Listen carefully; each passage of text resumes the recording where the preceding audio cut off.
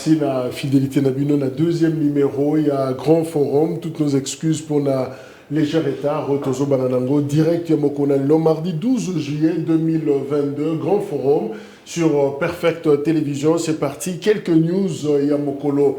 Nalelo, d'abord, il faut que na Ituri, Batoubakou Filisusu, les ADF, Bango, débat attribué Bango, justement, massacre, attaque au Tikosalema lobby. 5 personnes, Bakoufi, Nakatina Bango, Bana, Minei, 4 enfants sur les 5, voilà, bilan autorité, na attaque attribuée na ADF, na province, il y a Ituri. Bientôt, République démocratique du Congo, à Kokoma, na 98 millions d'habitants. Et ça, justement, ma projection, il y a statistique Oyo et Salemi, vice-ministre, il y a plan, à Lobby Ango, à l'occasion, il y a Journée mondiale, il y a population, Zaki Lobby, 11 juillet, à Lobby, que la RDC compte environ 98 millions d'habitants. Avec taux de croissance démographique qui est à 3,1%. Depuis 2009, c'est-à-dire à 15 ans, Oyo, to Matimo Mouké, to il y a croissance, c'est à 3,1%. Petozo qui est dans le 98 millions. Alors, Batmoussou, le biais de la projection annuelle, Oyo, Sali, la statistique, il y a 2020, ministre, vice-ministre à plan, Crispin Badoundé, à Nosaki Yango, lobby. Cause des animi, forte fécondité, Tozo Bota et Belé, justement, la République démocratique du Congo, violence, viol, paix, et ça, Makassi, ce qui fait que taux de natalité, et ça, Makassi, en même temps, taux de mortalité, parce que guerre des alliés, Batouazo Koufa, mais Batouazo Bota Malisusu. Mais dans l'entretemps, Tozo Kome Belé, Kolia Nabiso Passi, Kobika Nabiso Passi, développement, ils ont posé problème avec démographie Oyo, et ça pour Salema, la République démocratique du Congo. Alors, il faut le savoir, dernier recensement général, il y a RDC, Topé, Zahir et Salemaki. Depuis 1984, il est l'autre, on a une statistique fiabilité sur effectif, nombre total, Oyobiso, Congolais, Tozali. Donc, il y a un grand travail, il y a recensement. Il faut Salema, Potoye, Bamotouya, et il y a Bato, peut-être que Senga, nombre Batomati, mais développement de la population est accompagné pour que Bano, Bazobotama, mais vivre dans Ndenge et Sengeli. En tout cas, Mikolo, il ne faut pas couper là parce que les médecins, qui sont en grève, ils radicalisé d'ailleurs grève na bango et lobby déjà mercredi, qui sont en grève sèche. Motif na yango ezali respect à l'accord au signaki na banque gouvernementale pe balobi mécanisation il y a ba médecin baza au total selon Jean-Jacques Mbunga le ministre de la santé 1674 médecins à mécaniser 3000 infirmiers et 6000 pro santé personnel administratif Nezo Sengela selon le ministre il fallait ba côte ça la liste est paye na 4e trimestre c'est-à-dire vers fin il y a année alors ba médecin balobi pas de question il faut la nakaka sikaoyo basala yango selon Bakor Oyo Bayokanaki. Donc lobby déjà bazo kende na grève sèche mais syndicat mso médecin bango banda qui ont déjà à partir il y a lobby lundi. Désormais RDC a commis 7e membre il y a communauté des États et Afrique de l'Est. Christophe Lutundula a déposé l'instrument de ratification pour l'adhésion de la communauté de l'Est, bien que polémique et zali, certains acteurs lobby c'était pas important. Toko en Afrique de l'Est, qui est dans SADC, dans le Sud, mais déjà RDC a signalé adhésion, qui est déjà déposé. Donc, Tolingate, Tokoti déjà. Procès à Matata, ils ont renvoyé Matata Pogno, dossier Bukangalonzo, ils ont renvoyé jeudi 14 juillet, lobby Bazalaki na cour de cassation, mais finalement, lobby a reporté Yango. Pourquoi? Simplement parce qu'il interprète à Zalakité.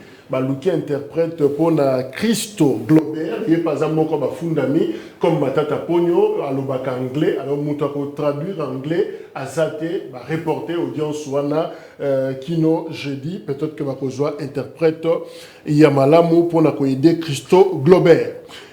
Opinion info.cd ESA média en ligne piloté par Edmond Izuba. Notre confrère hier a sali alerte pour la Kolobakaza victime, il y a attaque verbale, puis menace de la part, il y a un bateau qualifié de pro-Bahati. alobi depuis que a soulevé likambo oyo il y a lupango bazowele la avenue à libération à Kasavubu il y a église de Christ au Congo alobi azomona que rédaction ils a menacé bazoko attaquer bango verbalement yango wana alerte qui opinion nationale et internationale par rapport à la situation wana sokelo comme be komeli bango ben asi a cité a tangi déjà bato esika ba menace selon bango eza ko utela eza alerte directeur de publication il y a opinion info.cd de asali alerte wana pour la quand il y a bati balobi bango ba poursuivre te ba sali pe leur moroté ba officiellement en tout cas balobi et leur moroté pour la rédaction wana alors ils comprennent pas pourquoi communiquer wana et salimi.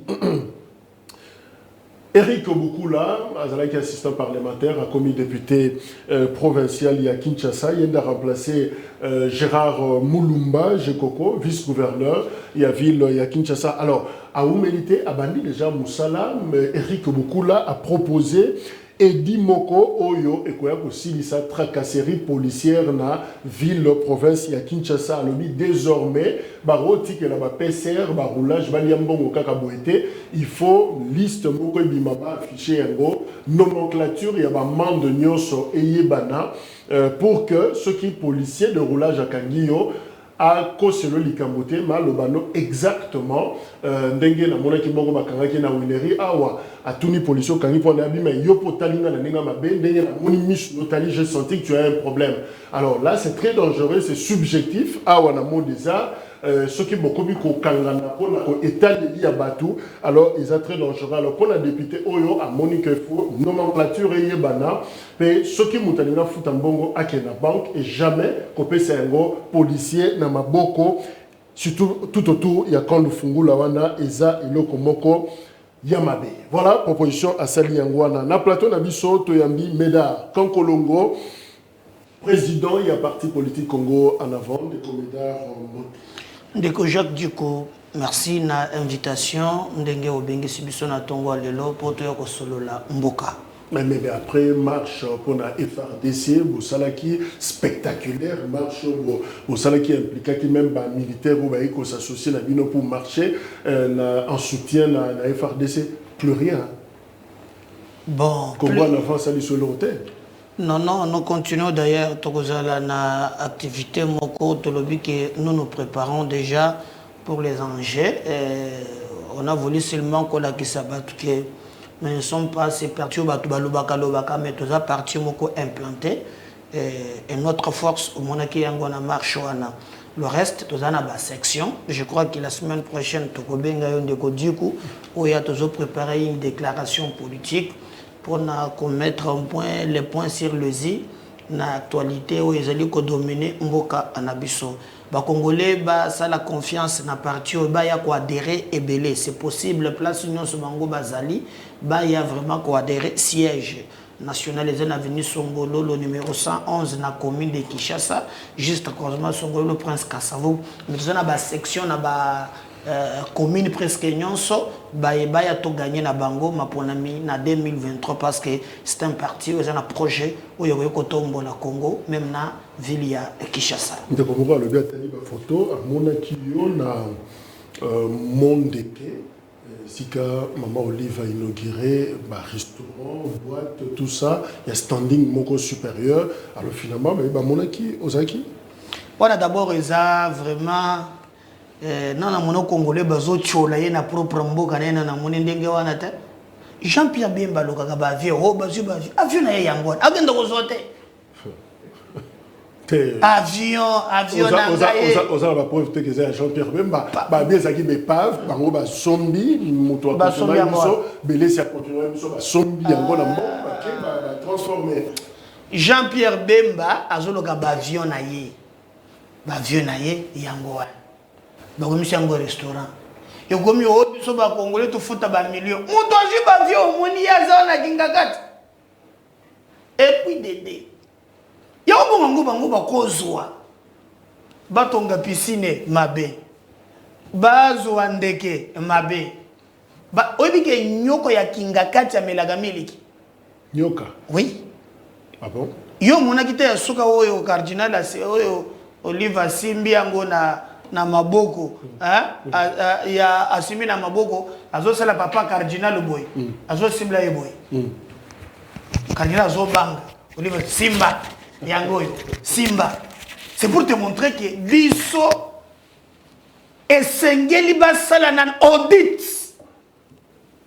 Comment tu causes na mboka oyo biso baka mutozolo quand par exemple à tozolo ba awa na kende na zo ndeko Jacques banyemeza lisusu te amna utu ministre sika zo bunda po zongisa jardin zoologique nyonso na kinga kati omwana ki yasuka olive azomelisa mwana ya lion moko bo azoche bibero azomelisa. Mais c'est un investissement privé, ça il faut jamais qu'on soit la confusion parce que jardin zoologique il y a Kinshasa, on est à Kinshasa, je crois que ce n'est pas le ministère, il y a environnement, peut-être le tourisme et voilà, on est à investissement privé, c'est d'ailleurs le modèle exemple au couple présidentiel il y a Kalaba, la Kissi, Bissoko, en dehors il y a Bokondi, il faut s'organiser. Non, mais non, au sali 19 ans. Je parle de 19 ans. Ça, il y a spectacle à Malonga. Exact. Si tu ordres Bisso en tant que Mboka, un pays continent comme le nôtre, est-ce que par exemple, l'Afrique du Sud ne vise qu'avec les sites touristiques? Ça fait aussi participer à la budget de l'État. Qu'est-ce qu'ils ont pu faire?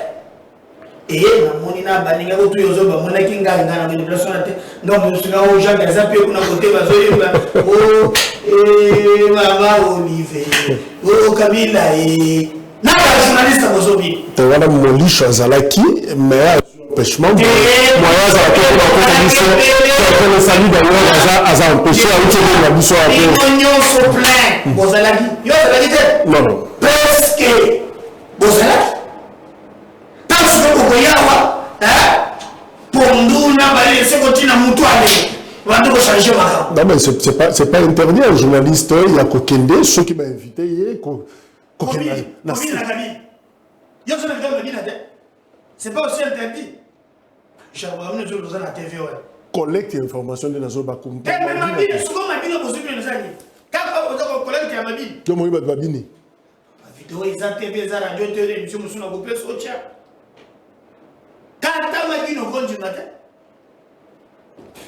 comme les alliés, bango baleka bana kingasani ya baleki batiki bango na mulili ya mekoikuna ke 24 heures kutu mutu musubonga na kindate babisega opoko banda ku place Kabila ko tamure ni semeno zo na kotenda ko ezate ezamboka wo ndaka bila lala kana kinga kati tu peux faire les pieds pendant une semaine zo ko maté ouais ezamboka mais maintenant quand bazola kisaka ngo batu bongo ko bani il s'est organisé. Ah, on s'organisait pour voter quelqu'un. Et ça, organisation personnelle. Ah, personnelle pour la famille. Ah, boya qui va commerçant. Ah, on est pour y aller aux abonnés. Mboka wabino moko bosi. Tu sais que des gens na mbula misato. Ton jeu exigé est belé. Il n'y aura pas un président où il y a combien de libakou le Kona Kabila na Congo. Ça fait papa 19 ans. Presque 4 mandats. Non, j'en cherche sur l'ambour de sous. Et vous laissez le pays dans ces conditions. Tu nous exhibes maintenant. Ndenge ozana ya avion, ndenge ozana ya bandaku, ndenge ozana ya banyama. Mais le Congo en sorte na etani. Na bi le père vous aura tamé na journaliste alors. Je me sens que mais finalement, comme nous parlons aussi des journalistes, quelques confrères, ça a quand même dérangé, tout ça, la Likambetali relais, il y a traitement, il y a information, il y a situation, il y a est, c'est vrai qu'on va parler de la situation, il y a est, mais est-ce que vous ne dérangez pas des acteurs politiques surtout, et peut-être une certaine opinion, est-ce que ça a été dérangé par liberté, il y a des journalistes pour la Moussala comme il se doit? Tu sais, moi, je combats la menace contre les journalistes. Moi-même, je subis des menaces. Vinangez avait une menace. Mais il faut le prouver. Je pense que vous avez suivi Edmond dire, non seulement il a dit, il a fait même des émissions où il a affirmé que Batiloukou a spolié l'église.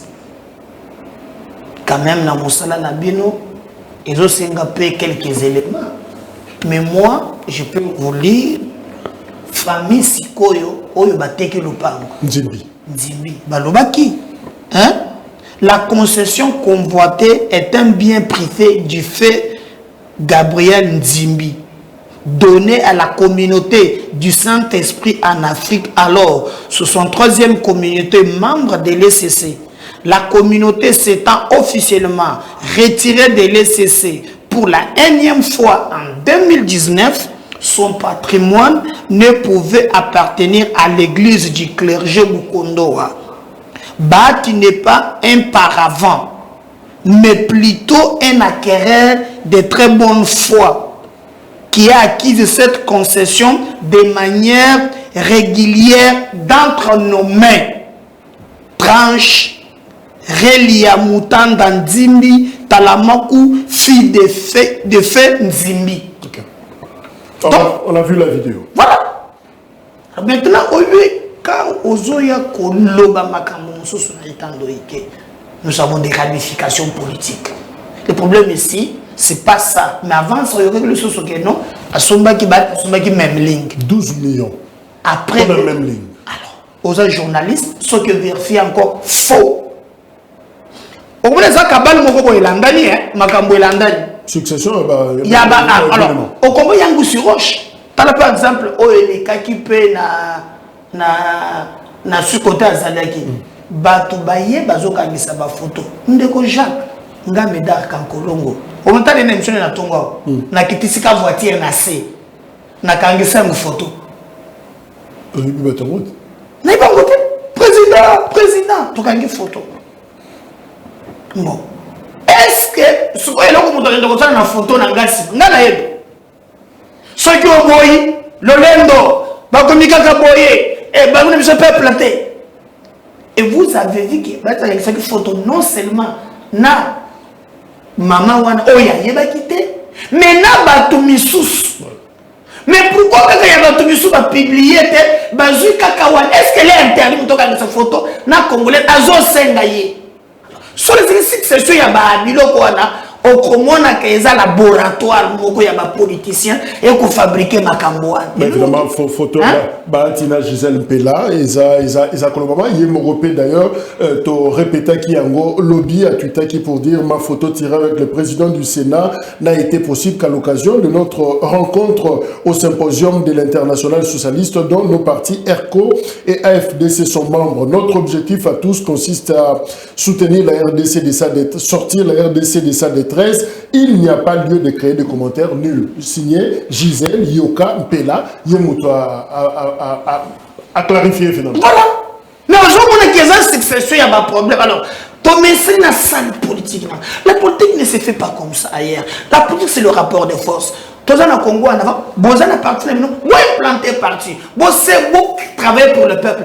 Le peuple a une confiance. Pour te mériter réellement adhésion, il y a peuple.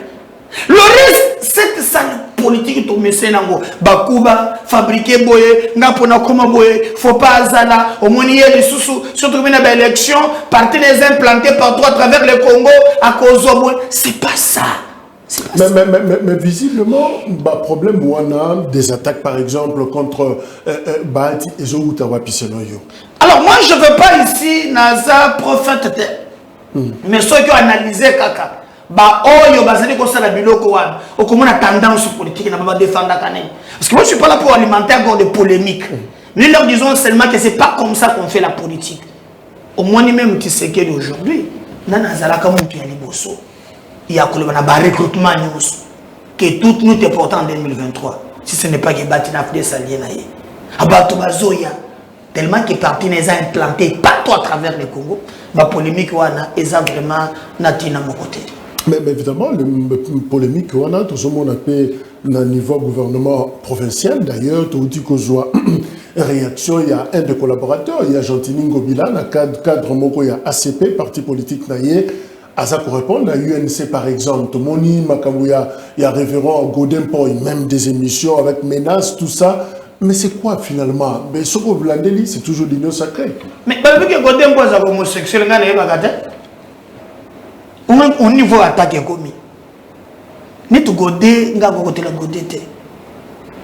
na degré basasa moko nangobila Goda Kotalango président de l'Assemblée provinciale à Kinshasa. Donc mais là je connais les cambo ya moyibi là il peut compter sur moi pour tu bayeba ke mais dans la bondisaka ba individualité ngabunda kabitumba ya principe même mutu ya fait cesser soki asaleli kambo ko tindika mboka liboso ngana ko pese maboko moi j'ai soutenu les olobami à l'époque bazana na AFDEL CPP et l'Andakiwana je l'ai soutenu parce qu'il n'a montré que malgré qu'il fait ce scénario mais au moins il travaille pour l'intérêt du Congo. Godin Poy longola makambo ya zando na ngobili azana le bungutu longola makambo ya taxe parking oyo mbogo soko kwa musolo mikolo nyonso aza pembeni mais na likambo ya lobby aleli ya lobby justice est commis kotika bato bazo yiba mbongo. Il a même pas cité les noms. Bino bato bozo yiba bo corrompre bazuzi. Boyeba ke même ata ya mukili ezu bino te ya lole kozwa bino bande de voleurs. Ngape na bandeli lusus bande de voleurs. Donc on confirme makamba lobby. Oui. Ndeko Jacques. Au cause à la fière un pays comme les nôtres, population vivant avec moins $1, il y a un groupe de messieurs qui s'arrangent au nom des arrangements politiques de piller, ruiner, détruire la République. Quand on dit que Mbongo est boité sur la innocent, Mbongo mi pour moi, un Congolais conscient, sans pour autant ne pas tenir compte de l'appartenance politique, ne peut que condamner ça. Mais pourquoi on essaie de Godin Poy? Pourquoi? Donc, tous les qui s'abattent dans l'abysso, que Moïse est commis valeur. C'est quoi ça, Mbogongana, de quoi appartenir? Ben, justement, mais dans quel Colombie. Alors, on commis homosexuel. Oh, moi, déplace ta caca débat. Moïse to Moïse te. Yo Moïse to Moïse te. Répondez à la question. Mais il y a un peu de justement, est-ce qu'il faut continuer à compter sur la justice congolaise avec tous ces procès sur les détournements, mais finalement, et puis si on a résultat, et c'est pellici penza opinion, on regarde, il y a ma réaction autour qui, par exemple, cette histoire, il y a procès 100 jours avec Vital Kamerhe où tout le monde a été acquitté, innocent pendant ce temps.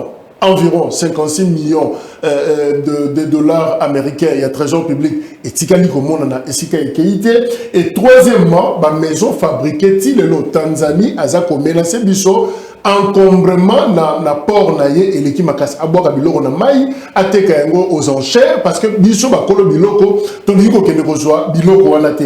Alors on va parler aussi la question il y a Bukanga Lonzo avec Matata Pogno, mais je le dis mesdames Kolongo parce que je ne t'expose pas nous a parmi le premier bouche oye fungwa magapona pour dénoncer likambo oyo d'ailleurs ministère public a reconnaître qu'il y a un clameur public. Parmi les premières émissions où il souleva qu'il y a procès 100 jours, notamment les 15 millions de pétroliers au Lobaka Yango. Est-ce que ça satisfait l'évolution du Cameroun comme une souka? Tu te sens encouragé, toi dessus? Très déçu. Pourquoi? Très déçu. La justice vient de Dieu. Et seule la justice peut élever une nation. Dieu lui-même, c'est un Dieu de justice. Et justice est une couleur politique. Il y a des procureurs à la recherche des infractions. Jacques Niolet a dit un droit constitutionnel. Le droit constitutionnel, il y a les droits où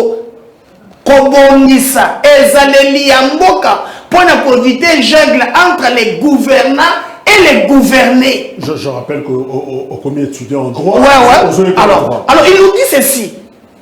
Lorsque vous avez la République, contrairement à la jungle, peuple montant de la socle détenteur, il y a légitimité. Ce qui fait qu'en démocratie, on ne vous impose pas l'autorité. Donc l'autorité, nous l'acceptons par consensus, parce que nous sommes délégués, on ne peut pas travailler pour l'intérêt de l'habisso. Donc on a tout le monde qui est en otage. En otage. Et lorsqu'on dit par exemple, papa, il y a un ministre à l'Écambotel, il y a un gâtatel, il y a un gâtatel. Non, nous en tant que peuple, ton péché, pouvoir, c'est pourquoi ton limité en gros, ton lobby, c'est à 5 ans, renouvelable une seule fois. Tango Nathalie Mboga yaba innocent. Oyo innocent. Oyo innocent. Oyo innocent. Et bongo na biso. Un pays où ceux qui ndoki, on ne peut pas tirer veste na cravate, à part qu'on les poudre à katusou, à un plateau. Alors le frère de défendre Moïbi. Nous montrons nos enfants. Quel coït les a malades. Je suis choqué. Mais moi je peux dire le Congo et là-bas Zouzi. Gobé peut-être le bagage on a battu mais il y a bien été. Ngana comme ko ta prière mais kolo yo nazo ko tera mangolo sam. Bazouzi. Ya ma beignos. Kanga ni les prophéties. La plupart de ko fait na papongi. Tous les faux magistrats. Oh yo bazoli no ko décollecter. Je le comprends. La vraie justice est où ta kananzambe.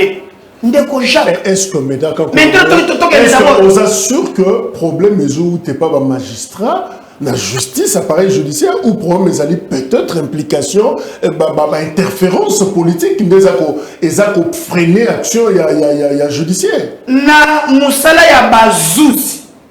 Balobaka ke zouzi azalaka devant conscience pour dire les bons droits. Yemoko. Quelle est cette politique à côté qui interférer?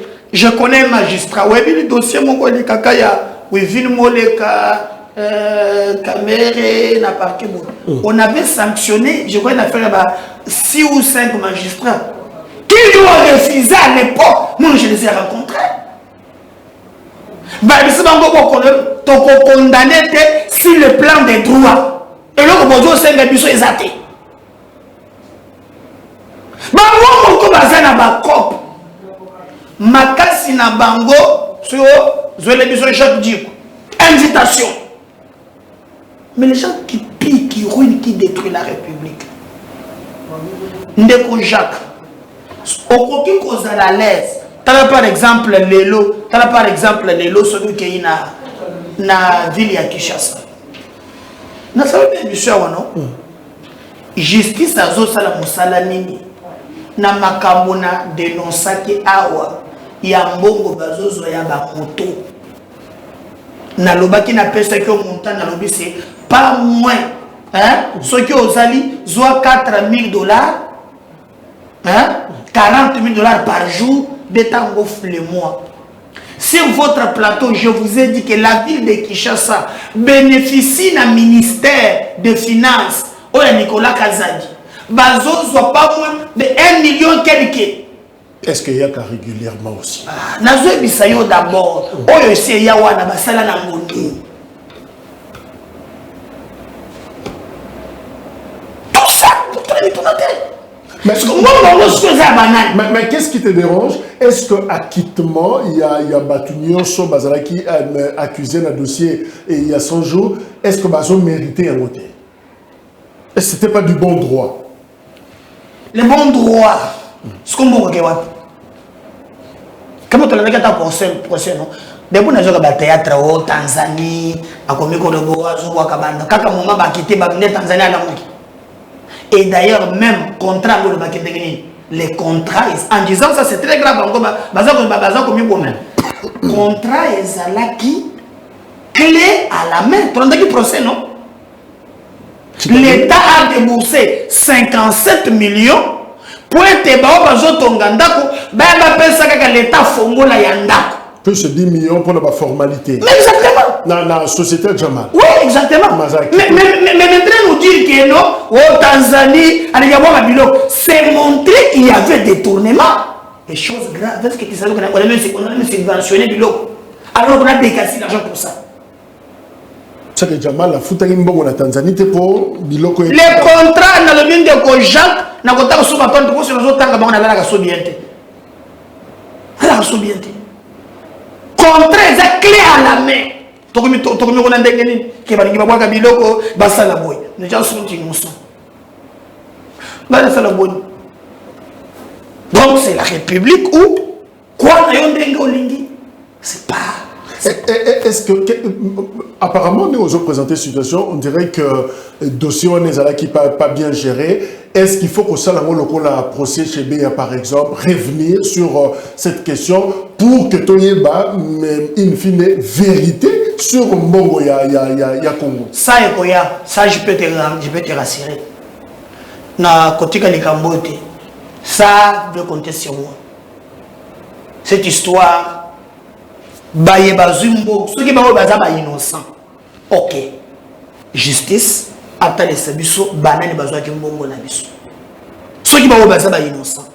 Mbongo pombo yango mon côté. Moi j'étais au Kasaï oriental. Peut-être avant tout attends ceux qui le comme koboy nako ceux qui nous après na bourse aller même te montrer na ça sur terrain. Oyo nako la kiso ba maison préfabriquée. 14 sur 300. Moi-même, sur le terrain, nous avons palpé, nous avons simbango. Et le comment que ça les a. On ne peut pas continuer dans un pays où les gens se moquent de nous, Mikolona Mikolo, Bazo Kambonga Bakongolais, c'est insupportable. Cet argent qu'on prend, ce n'est pas l'argent des politiciens, c'est l'argent des contribuables congolais. Mais dans notre temps, l'argent des contribuables, on a acquitté, faute de preuves matérielles, justement. Comment finalement, on a vu une bungi, mais vous êtes incapable d'apporter ma preuve suffisante, matérielle, pour démontrer qu'il peut culpabilité à Batouana? Yo t'as dit procès, on a vraiment preuve de cela qui était. Ah, non, Jacques. Alors, qu'est-ce que c'est un intellectuel? Hein? Dans la Guinée, le professeur, il dit que mon tournoi a 2 millions de dollars, mon comptable, c'est un intellectuel. Dans la Guinée, au ministre Moukola, le pèse Changala, le bien à la Mbongo, le bien de Yeme Yabe, le pèse ça y est. Comptable, on a 2 millions de dollars, de francs. Bagabala, on a Gébat.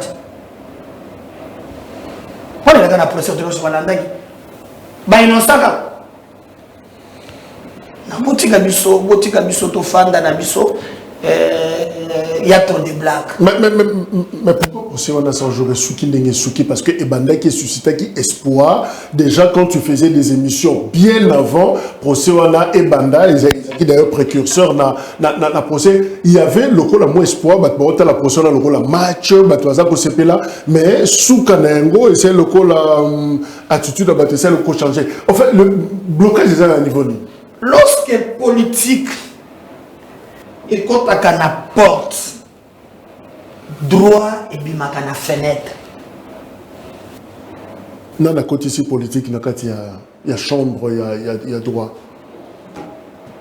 Lorsque la politique entre à la porte, les droits s'en vont, la fenêtre. Est-ce que président de la République, qui chef hiérarchique, Vital Kamerhe en tant que directeur de cabinet, est-ce que ça qui m'a bien Lubaki na Goma par exemple, que Kamerhe c'est un homme correct, sérieux, qui a un rôle à jouer, est-ce que Malubawana est joué na psychologie à procès? Mais est-ce que d'abord le juge va obligé, il y a Kolanda, président, Ngaï Ndeko Jacques, en dehors il y a un journaliste sur le plateau, tous en a une relation na biso. Oh, qui n'ont rien à voir. Ah, on a invité na yo. Mais tout le monde a compris la yo. Ah, on a la moussala na yo. Mais dans un cadre, je peux dire en tout cas, je connais Jacques par rapport à nos relations. C'est un monsieur correct, ceci, c'est là, tout ça, par rapport à la relation na biso. Mais cela n'a rien à voir dans moussala et journalisme. Est-ce que Baza obligé nécessairement balanda non? Surtout moussala ya bazouzi ndeko Jacques. Ce qui est justice et ça, le moussala malamu na mboka oyo. Mboka na biso komata. Un pays où la corruption, les détournements, et ça le mode de gestion. Ce qui kaka, justice ya malonga ezate mboka kobandaka be kokita. C'est pourquoi nous faisons de la lutte contre l'injustice. Nous combattons l'injustice. Nous faisons cette lutte contre la corruption, notre cheval de bataille. Nous devons quand même tout kabolankita ya mboka ndenge moko. Kongola za munene koleka moninga zate. Moi je me lève un bon matin. Commune à Kinshasa, tozaka na des écoles. Dima public. Oui. Dima na oya Kabinda plateau. Next oyebi ke bakomi koteka lopango ya école. Tony Mwaba, lobi na sala 4 émissions zaki na Boussolo ba télé partout, je suis en train de parler les Cameroun. Tout ça na mboka nini. Bateke école nini. Bazolinga bateka jalette. Kabinda plateau na commune à Kinshasa. Place Jantina Tcheo, ezaso wenzete. Pourtant wa bengani bato na zamdo. Alobaki akotia marché moko provisoire. Bakotonga ba ndakote bachaka ka ba manda na ba mesa. Effectivement bacha ngobongo. Manza nzisali. Ba bétalage. Autozolo ba batongi ba ndako, ba matériaux durables. Espace wana. Espace wana. Bakomi maintenant kozombongo ba locataire. Babongoli yango hôtel ba kuzu komi wana. Mais je voulais s'inquiéter. Les écoles moko il y a deux niveaux. Oui. Maintenant ba kuzu komi wana. Banda ya batu ko futa garantie. Ba komi ko pesa watu Argentine. Chose grave. Maintenant là bazolinga ba selisi ba faux certificat pour ba teka yango. Kabinda plateau. Kabinda plateau. Est-ce que Tony Mwaba pense vraiment papa Tony Mwaba? Il a belélio. N'a pas la délégation. Toya et pas Tony Mwaba. Qu'on nous explique comment à cause de la ministre, l'émanation de l'IDPS, le peuple d'abord, bazos spolier l'école. Et c'est que gratuité par la Rotanga Wapi. Toi le problème d'abord il y a la salle. Commune nous avons des écoles publiques. Il y a des gens qui n'en parlons pas. Et tant que il y a ma belle, automatically, j'entends à cause de la moine et de mais ça, il faut alerter les chefs de l'État. Je crois qu'il faut sauver l'éducation. Colanda de près, cette question, il y a une cabine de plateau, école Wana. Si effectivement, mot des arts, la lingua, les Limois, et Limois et Bandakou, c'était toute une école publique. Et Boukana, Batouba Somba, je crois que c'est l'avenue Kato, Mouchi. École Bunga Bongo, alors ce qui est à la peine d'Engwana, ça serait contraire à message, il y a gratuité, il y a enseignement, il est grand temps pour Nakolanda, alerte wana. Ah mais après ce qu'il y a mon chef, Fatina Fatima, béton à béton. Fatina. T'as bien bandé qu'on l'a qui s'abatunde nzembo. Ouais, il y a bandé qu'on l'a qui. Ok. Alors deuxième dossier, Ezali Kambuya procès Matata Pogno. Bukangalonzo d'ailleurs, tango bandi, matata poni aki libanda, tango dossier et la mouki après ma patrouille financière, il y a IGF, matata lobi, je retourne dans mon pays pour affronter la justice. Aïe pour affronter justice, c'est comme si justice est morazaki n'a pas le pit, à se déclarer incompétente. Cours à lobby, moyen pour ça, mais ça matata poni, ça te place pas comme maillé, et ça te finalement ça a donné ce que ça a donné. Matata poni, azal justiciable psycho devant cours de cassation. Lobby ayaki. À Samba, comme il se doit, on interprète à Zate, alors bah renvoyer un gros jeudi. Comment qu'il y a bah renvoi. Est-ce que finalement, tu as une volonté à Koyeba et si tu as un bon goût à Bukangalonzo Kei? Tu vas conseiller matata pour des problèmes, moi je pense que Nazo Sepela, Ndenge Matata Zoya, c'est ça aussi un homme d'État. Un homme d'État à qui m'a justice. Et surtout quand les gens parlent de Makambo Yaba Bukangalonzo, pour tout ça, la émission à la télé. Tout ça, beaucoup te donne une insuffisance alimentaire. Nico Jacques. Et même Kirdam et Otakashi. L'osso et Otakasudiwabi. Même ces moules, il n'y a pas mal de choses. On a Zambi, il y a la capacité à coller ces missions. Tout ça important, Nyoso. Alors que Dieu nous a donné un pays si riche. Malédiction, moi, où tu vois. Est-ce que vous avez un projet au Bukangalonzo? méchanceté. Mais bato ya Kabila tango na kingaka tu kobine la Kabila na kokamo. Obike bakata même na ba moteur ya ba tracteur. Batina ba balinière. Le tracteur est comme la fleuve. Oui. Bakati vraiment ba moteur nango wana. Et comment ça il est balinière? Ba ko ça balinière. C'est peut pas il ukamba mon totango dans le bien le baki amona na une méchanceté mais ya bato ya Kabila. Bato Félix beaucoup wala ndalo kono.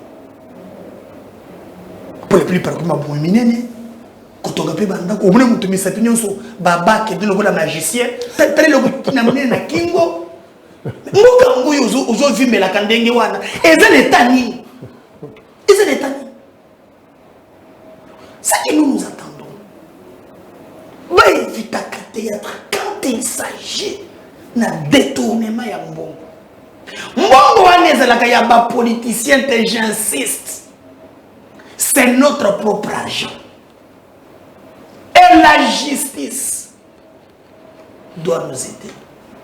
Lorsque la justice, ce qu'on appelle, Nandenge à son état de droit, Bakolande la Motundeko Jacques, et Zalamaka Moubeni Balé.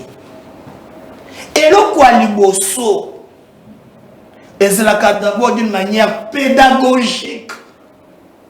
L'État a été par les exemples. Hein? Bolo qui a dit ma baie. Ce qui est yibi, batu bakoye baye. Bako olola yo, moi sina bana bako bako zalaka muyibi. Peuple akobanda muyibi. L'opinion sanction wana ekolanda yo. Et le koya mi balé. O l'État salaka akenda kakoboto la biloko bayibi na muyibi. Pointe à zongi sango na libenga ya l'État, pointe l'État zange le côté. Premier aspect pédagogique pour décourager les autres. Tête, ceux qui ont yibi, place na yo boloko. Mais soubliez ta komi ko kanga monto akusali 3 mois na 20 place à 15 ans, 20 ans, 50 ans, abimi les bandes. Ya bende na yo là. Hein? On va parler 3 mois au Robimanayo. Un détournement, finalement, quelqu'un a fait cette constatation. Bazo ou mais la tête en prison, souvent il tombe malade, bazo n'a pas problème de santé, tout ça. Mais curieusement, Barnabé Milingagno, depuis à côté de la tête, a consommé peine malgré grâce aux Alamazo Bimate, Jacqueline Dalétalé jusqu'au bout, Henri Magie. Même moi, mais cas exceptionnel pour la détournement, sur à côté, il y a un problème de cœur. Et c'est surtout sur le bureau, au béton en cours de cassation. Parce qu'on casse le jugement, même sans renvoi. Au moins, alors, nous sommes là qu'on peut se monter ma passe. Tout ça n'a pas de mébalité. Alors, dossier ya matata, là, lobby. Le lobby, il fallait Gobler à un interprète. Donc, compréhension, ça veut dire d'abord que Gobler à un interprète naïe. Donc, il déjà Afrique d'ici. Donc, greffe. Selon la greffe n'est pas l'obligation maintenant il y a un interprète tu vois ekozonga na kanisi ke bayi non ça bazali susu na kambonyo so wanati par en dehors ya matata il y a aussi les ministères sectoriels ministre ya agriculture ministre ya industrie à l'époque ministre ya finance hein ba on se faut pas là-bas il y a 4 ministères sectoriels na Kambouane motura montona qui ça place. Mais d'accord, est-ce que vous pensez que la patrouille financière, il y a IGF, parce que en tout cas, la plupart de Makamboyo, ils ont mis la partie, il y a inspection générale, il y a finance, est-ce que la patrouille n'a pas un avenir? Aïe, azo bimisali kambo, mais d'accord, on va détourner sur une bonne et bimatio sur ma yebi. Mais sur le commune niveau de justice, c'est là où vraiment, situation comme moi flou, est-ce que l'IGF, dans son action, activisme, est-ce qu'il y a de l'avenir dans ça? IGF, il faut l'encourager.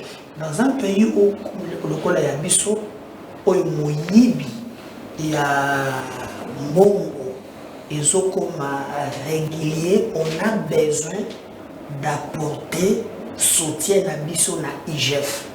Aujourd'hui, si vous regardez même le budget na Bisso, vous allez dire au matin. Dans la recette, il y a moi le dépassement depuis que les Congo à Congo n'a pas atteint la recette ou anati.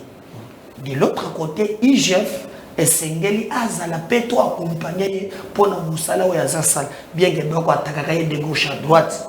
Mais il y a mis balé. C'est là, il y a mis balé. Il y a peu m'occuper avec cette sope ma bako. Pour qu'on me pona pona. IGF. Oui. Aponina. Pourquoi ils ne disent pas la vie de Kinshasa? Depuis Abengango Bilana, ministre provincial, rapport des Alagawapi. Quand il a fait pour Naloa là-bas et les autres, pourquoi il ne parle pas pour Gentini? Atinda Batuna DGRK. Pourquoi il ne dit pas? Pourquoi il ne dit pas?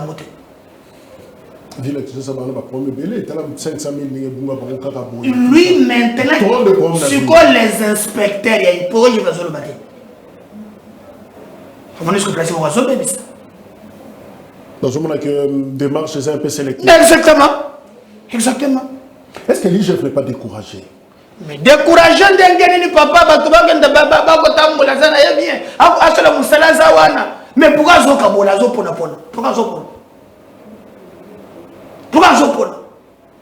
le camarade, il y a un bon ministre provincial de transport à côté.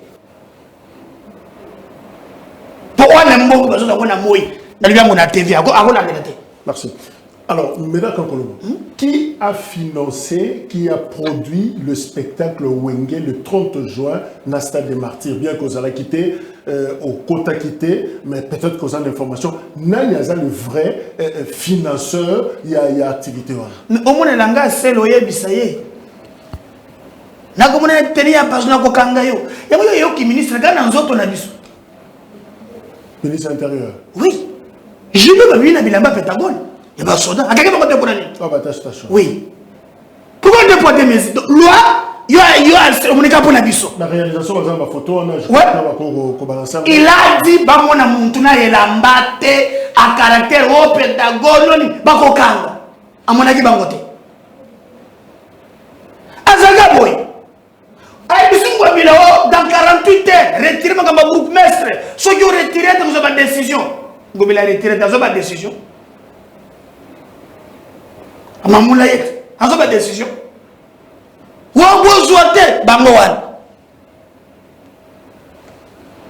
Comme le 30 juin. Oui. On a une décision, il y a eu Bilamba, on est bimi. Il y a un bimi qui nous montre maintenant la place où on veut. Attends, bango. N'a pas de tango.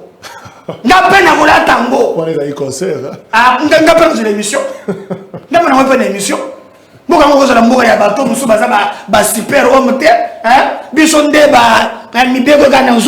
Mais qui a financé finalement production? Papa, après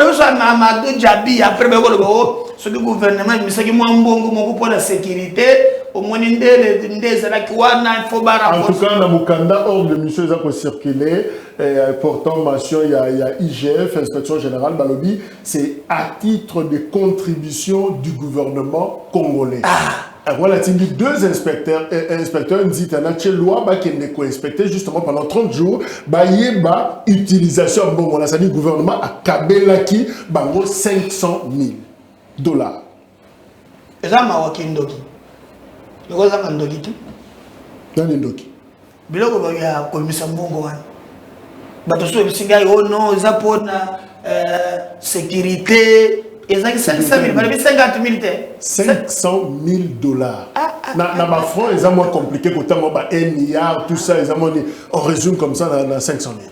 Pour à titre de contribution. Concernant les mémini. Soutien de FRDC. $40% de recette. Tant que vous avez compté, bon, vous avez belé.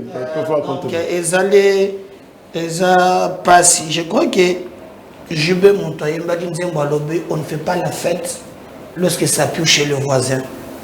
Mais maintenant, ce n'est pas chez les voisins. C'est chez nous-mêmes. C'est ça la fête. Je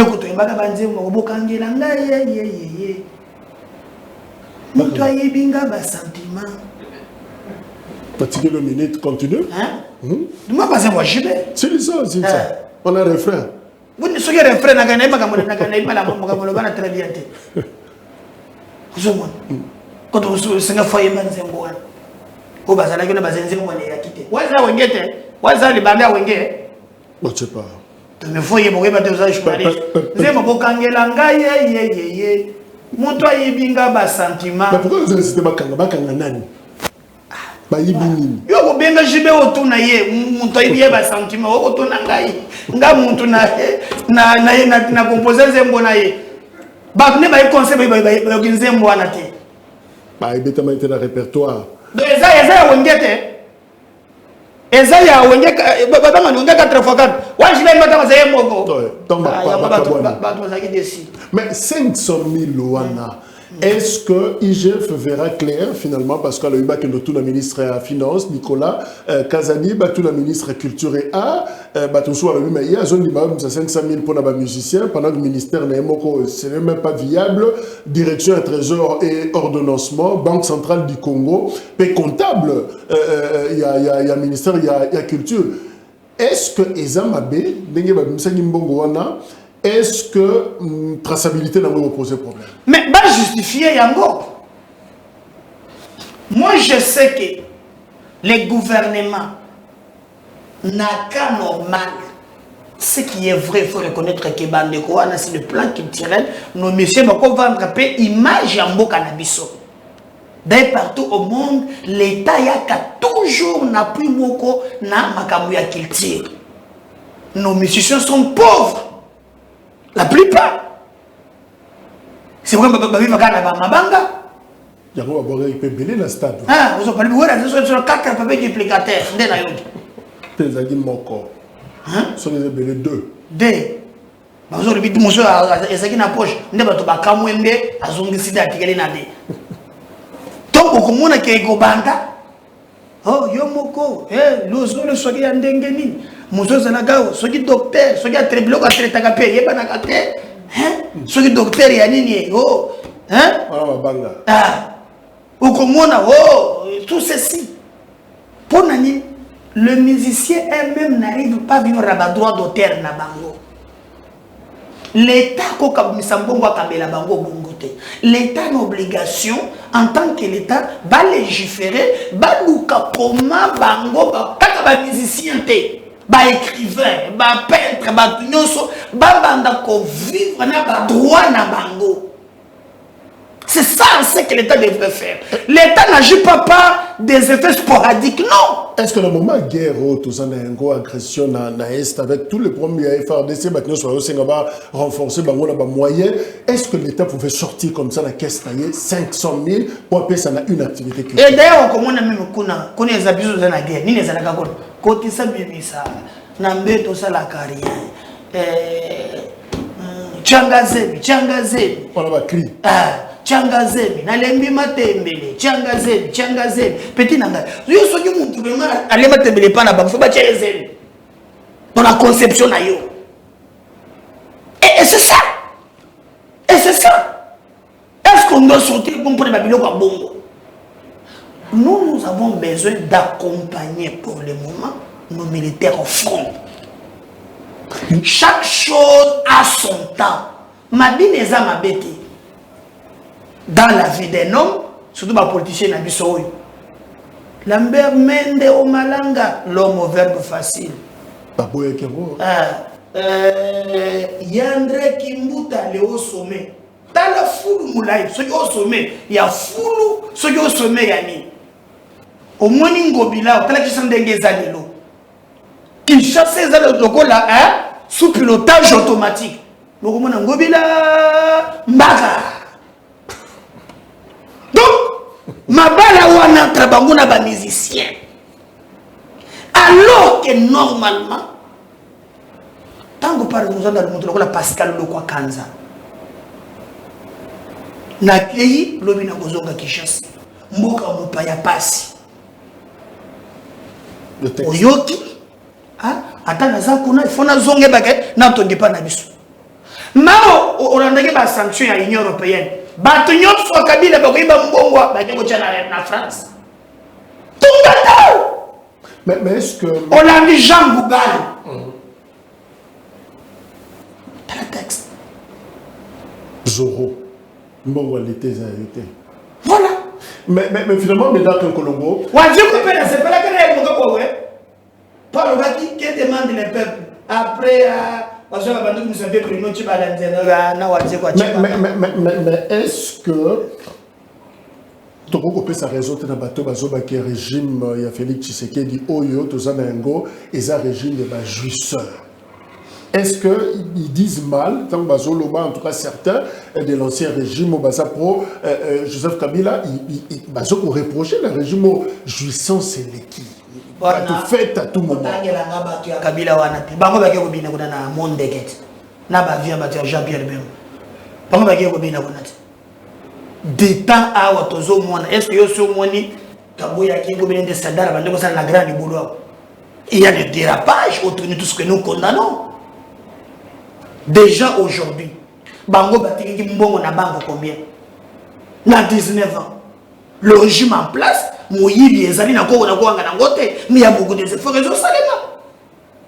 Est-ce que depuis Congo et Congo, on a démobilisé les mois 1 milliard? Non, il y a des gens qui travaillent. Mais il y a aussi Baoutiamabé, Bazan un régime où il faut condamner. Au côté la Bangote. Batu ya jouissance. Yo bone ka azape na kingaka. Iloko kabila tongi wana c'est une jouissance ya kosakana terre. Où est le tongi wana? Y'a que nous na terre. La parc de la vallée. Non mais que na terre. Non. Ah. Oh comment la jouissance? Oh comment la jouissance? Bah c'est pris na mabele ko kiti ba tongi so ya dio. Donc en fait, bisengo eleki.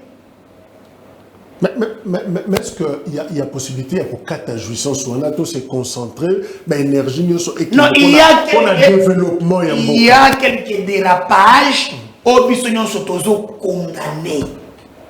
Mais il faut se regarder les côtés où il y a des efforts et zo salema pour la équilibrer.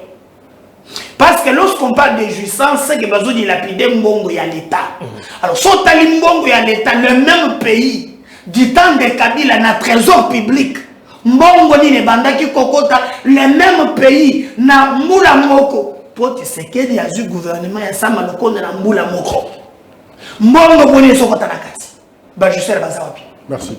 Alors, mesdames, quand on a commis na souka masolo na biso, mais finalement, pour na résumer, comment jugez-vous justice congolaise finalement sous l'ère Fachi depuis que le régime est au pouvoir? Ça fait 3-4 ans déjà.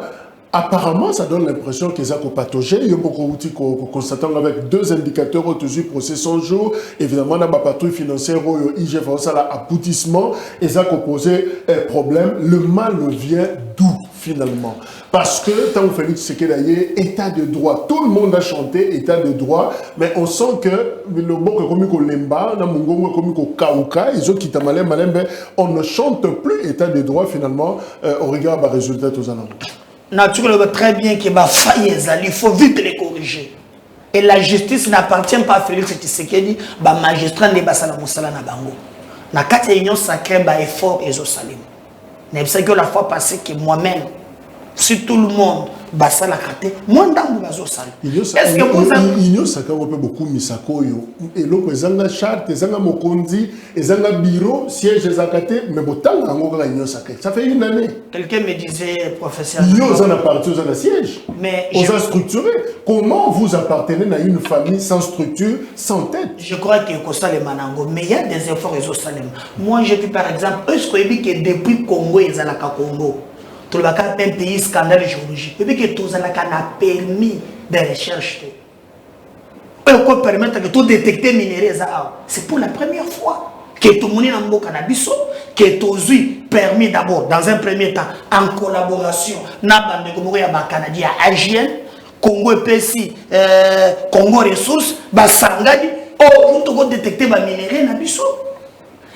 Par exemple, qui chasse un dégué dans laquelle aujourd'hui, on a travaillé FCC et Boma et Bomagnoso, il y a maintenant de l'eau, mais frère, qu'on a Kinshasa.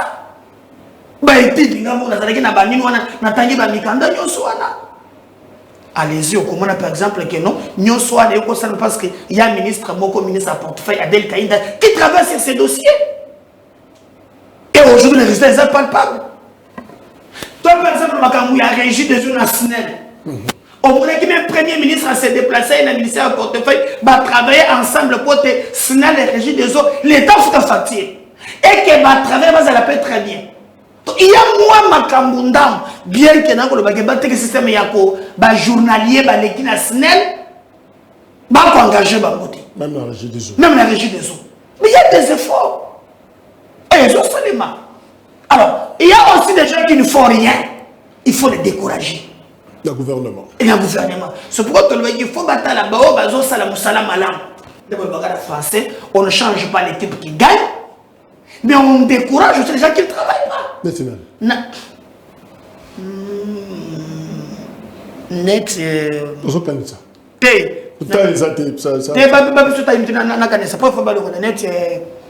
Il y a transport, Sherbe au Kende. Voilà. Président, Kakande Basalaki na lac, RVA Peba pour transport, il faut longa. Togozo peine. Sherbe au Kende transport. Transport. Deuxième. Bon, moi, il n'y a pas ça, c'est le logo RTNC, c'est non? Ah, ça y est. Logo RTNC, oui, il y a le logo. Oui, je suis joyeux anniversaire à monsieur le ministre. Ah, fête d'anniversaire. Ah, monsieur le ministre, joyeux anniversaire. Ok. Logo, c'est RTNC. Non, c'est là. Je profite aussi. Joyeux anniversaire à Perron Loire. Je crois que c'est sur la lobby à monter et vous allez injuste. Perron, confrère.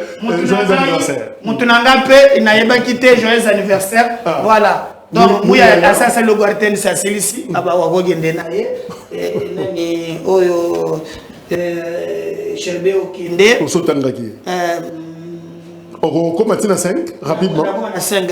3, troisième rapidement. Mais attends, il y a il y a justice, c'est pas quoi long, hein? Voilà, maman, ministre de la Justice. Maman, ça c'est le bouillard. Spectacle, maman, va saluer ça, maman, oh, Abimi, tu es habité, et bien ça irrégulier. Il y a des missions à moi, il y a parlé du peuple, ce bon Kanga, bon, on a gangate, député, qui siégé. Alors, 3, parmi la pénalité des peut-être la bouche des minutes, na webina ça la scène. Nani encore le moi père, nani il y a compété comme PME. Comment tu as banité? On a mon frère. Hein? Batala paix. Na oui atala kamakambo.